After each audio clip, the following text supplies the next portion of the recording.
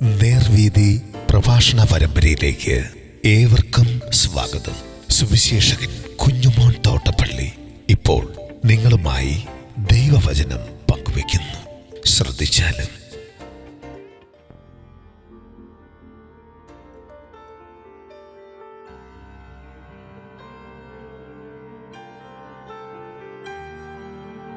യേശു പ്രവൃത്തി തികച്ച് പിതാവിനെ മഹത്വപ്പെടുത്തി.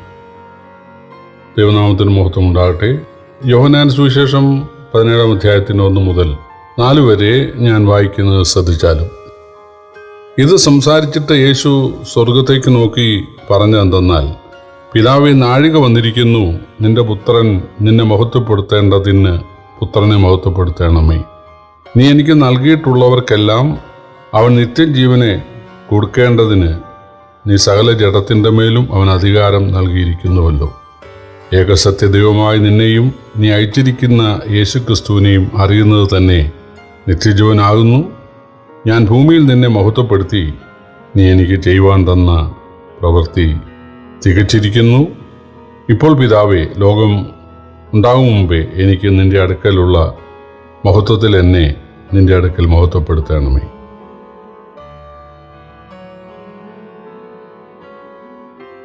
കർത്താവായ യേശുക്രിസ്തുവിൻ്റെ മഹാപുരോഹിത പ്രാർത്ഥന ആണ് യോഹന്നാൻ സുവിശേഷം 17 അധ്യായം. യേശു പിതാവിനോട് ദീർഘമായി പ്രാർത്ഥിച്ചത് ഇവിടെ യോഹന്നാൻ രേഖപ്പെടുത്തിയിരിക്കുകയാണ്. യേശു മണിക്കൂറുകളോളവും അല്ലെങ്കിൽ രാത്രി മുഴുവനും പ്രാർത്ഥിക്കുന്നയാളായിരുന്നു. പ്രാർത്ഥിക്കുക എന്ന് പറയുമ്പോൾ അത് പിതാവിനോട് സംസാരിക്കുക എന്നുള്ളതാണ്. പിതാവ് ചെയ്യാൻ ഉദ്ദേശിക്കുന്ന കാര്യങ്ങൾ ചോദിച്ചറിയുക, അതുപോലെ അതിനു വേണ്ട ശക്തി ആർജിക്കുക. ഇതൊക്കെയായിരുന്നു യേശുവിൻ്റെ പ്രാർത്ഥന. പക്ഷെ അതൊന്നും നമുക്ക് രേഖപ്പെടുത്തി കിട്ടിയിട്ടില്ല. ഗെത്സമനയിലെ പ്രാർത്ഥനയിലെ 1-2 വാചകങ്ങൾ എഴുതിയിട്ടുള്ളത് ഒഴിച്ചാൽ ബാക്കി യേശുവിൻ്റെ പ്രാർത്ഥനാ വിഷയങ്ങൾ രേഖയാക്കി നമുക്ക് കിട്ടിയിട്ടില്ല. രേഖയാക്കി കിട്ടിയിട്ടുള്ളത് യോഹന്നാൻ സുവിശേഷം 17 അധ്യായമാണ്. വാസ്തവത്തിൽ അതാണ് കർത്തൃപ്രാർത്ഥന, നമ്മുടെ കർത്താവ് കഴിച്ച പ്രാർത്ഥന. പക്ഷേ ക്രൈസ്തവ സമൂഹം, ക്രിസ്തുമതക്കാർ കർത്തൃപ്രാർത്ഥന എന്ന് പറയുന്നത് സ്വർഗസ്വനായ പിതാവേ എന്ന് വിളിച്ചുള്ള ആ പ്രാർത്ഥനയാണ്. ആ പ്രാർത്ഥന കർത്താവിൻ്റെ പ്രാർത്ഥനയല്ല. കർത്താവിനൊരിക്കലും ആ പ്രാർത്ഥന പ്രാർത്ഥിക്കാൻ കഴിയുകയില്ലല്ലോ. കാരണം ഞങ്ങളുടെ കടക്കാരോട്, ഞങ്ങളോട് തെറ്റ് ചെയ്തവരോട് ഞങ്ങൾ ക്ഷമിക്കുന്നത് പോലെ ഞങ്ങൾ ക്ഷമിക്കുന്നു എന്ന് യേശുവിന് പിതാവിനോട് പറയാൻ സാധിക്കുകയില്ലല്ലോ. കാരണം യേശു ഞങ്ങളുടെ പാപങ്ങളെ ഞങ്ങളോട് ക്ഷമിക്കണം എന്ന് പറയാൻ യേശുവിന് സാധിക്കുകയില്ല. കാരണം യേശു ഒരു തെറ്റും ഉള്ളവനല്ല, പാപം അറിഞ്ഞിട്ടില്ല, പാപം ചെയ്തിട്ടില്ല, അവന് പാപമില്ല. അതുകൊണ്ട് എൻ്റെ കടം, എൻ്റെ പാപം എന്നോട് ക്ഷമിക്കണം, അല്ലെ ഞങ്ങളുടെ എന്ന് ശിഷ്യന്മാരോട് ചേർന്നൊന്നും പ്രാർത്ഥിക്കാൻ യേശുവിന് സാധിക്കുകയില്ല. അത് ശിഷ്യന്മാർ അതായത് വിശ്വാസികൾ, ദൈവമക്കൾ പ്രാർത്ഥിക്കേണ്ട പ്രാർത്ഥനയാണ്. കൃത്യമായി പറഞ്ഞാൽ യേശുവിനെ രക്ഷകനായി സ്വീകരിച്ച് സ്നാനപ്പെട്ട് കർത്താവ് കാണിച്ചു തരുന്ന പ്രാദേശിക സഭയോട് ബന്ധപ്പെട്ട ആളുകൾ ആ പ്രാദേശിക സഭയുടെ അംഗങ്ങളെ ഒരു ശരീര അവയവങ്ങൾ എന്ന് മനസ്സിലാക്കി, ഒരാട്ടിൻകൂട്ടം, ഒരു കുടുംബം, ഒരു നിലവിളക്ക് എന്ന് മനസ്സിലാക്കി, പ്രത്യേകിച്ച് അവരെ ഉൾക്കൊണ്ടുകൊണ്ട് അവർക്ക് വേണ്ടിയുള്ള പക്ഷപാതമാണെന്ന് പറയാം കൂടുതലും അതിനകത്തുള്ളത്. ആ പ്രാർത്ഥനയിൽ ഒരിക്കലും എനിക്ക്, എന്നോട്, എന്നെ, ഞാൻ അങ്ങനെയുള്ള പ്രയോഗമില്ല. ഞങ്ങൾക്ക്, ഞങ്ങളോട്, ഞങ്ങളെ. അത് തീർച്ചയായിട്ടും ദൈവം ബന്ധിപ്പിച്ചിരിക്കുന്ന പ്രാദേശിക ഇടവകയിലെ ആളുകളെ വഹിച്ചുകൊണ്ടുള്ള പ്രാർത്ഥനയാണ്. ചില വിചാരിക്കുന്നത് ഇത് ലോകത്തെമ്പാടുമുള്ള ദൈവമക്കളെ വഹിച്ചുകൊണ്ടുള്ള പ്രാർത്ഥനയാണ് എന്നാണ്. അല്ല. കാരണം ഞങ്ങളുടെ കടക്കാരോട് ഞങ്ങൾ ക്ഷമിച്ചതുപോലെ എന്നുള്ളത് ലോകത്തിൽ നിന്ന് പോയിട്ട് അടുത്ത സഭയിലെ വിശ്വാസികളുടെ കാര്യം പോലും നമുക്ക് പറയാൻ സാധിക്കില്ല. നമ്മുടെ പഞ്ചായത്തിലെ, നമ്മുടെ മുനിസിപ്പാലിറ്റിയിലെ, അല്ലെ നമ്മുടെ ജില്ലയിലെ, നമ്മുടെ സംസ്ഥാനത്തെ നമ്മുടെ ഭാഷ പറയുന്നവരുടെ, അല്ലെങ്കിൽ നമ്മുടെ രാജ്യത്തെ, നമ്മുടെ ഭൂഖണ്ഡത്തെ, അതിലെ വിശ്വാസികളെല്ലാം മറ്റുള്ളവരോട് ക്ഷമിച്ചിരിക്കുന്നു എന്ന് പറയാൻ എങ്ങനെ കഴിയും? നേരെ മറിച്ച് ഒരു പ്രാദേശിക ഇടവയിലെ ആളുകളുടെ കാര്യം നമുക്ക് പറയാം. കാരണം ചിലർ തമ്മിൽ ചില വിഷയം ഉണ്ടായിരുന്നു. കർത്താവ് പറഞ്ഞു, നിന്റെ സഹോദരൻ നിന്നോട് പിഴച്ചാൽ നീയും അവനും മാത്രം ഉള്ളപ്പോൾ കുറ്റം ബോധ്യപ്പെടുത്തുക, ഇല്ലെങ്കിൽ രണ്ടുപേരെ കൂട്ടിക്കൊണ്ടു ചെല്ലുക, അതും അല്ലെങ്കിൽ സഭയെ അറിയിക്കുക, സഭയിലെ ലീഡേഴ്സിനെ.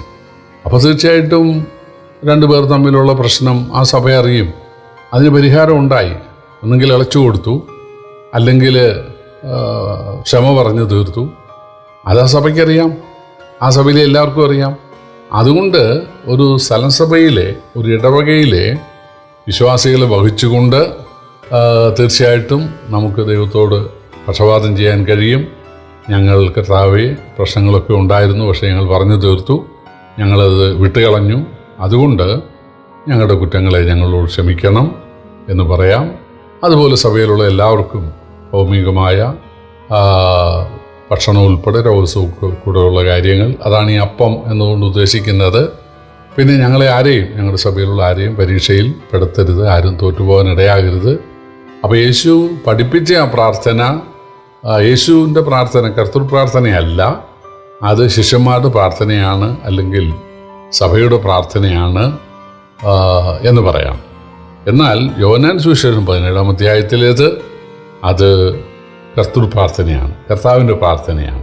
നമ്മുടെ കർത്താവ് പിതാവിനോട് തൻ്റെ ശുശ്രൂഷയുടെ അവസാന ഘട്ടത്തിൽ പ്രാർത്ഥിക്കുകയാണ്.